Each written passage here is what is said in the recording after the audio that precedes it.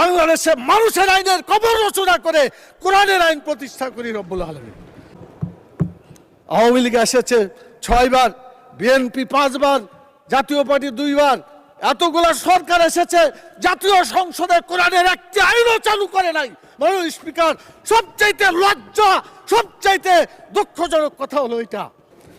মাননীয় স্পিকার, সংসদ লবিতে ঢোকার সময় আল্লাহর প্রতি পূর্ণ আস্থা এবং ঈমান, এটা দেখার পরে মনে হয় যে আল্লাহর প্রতি যদি ঈমান থাকে তাহলে তো আমাদের আইনের উৎস আল কোরআন, কোরআনের বিধান বাংলাদেশে চালু হওয়া উচিত ছিল। মাননীয় স্পিকার, 90% জন মানুষ যারা কোরআনে বিশ্বাস করে, এই কোরআনে যে বিধানগুলো আছে 6666টি আয়াতের মধ্যে নট লেস দ্যান 1000 আয়াত belong to the positive order and not less than 1000 আয়াত belong to the negative order।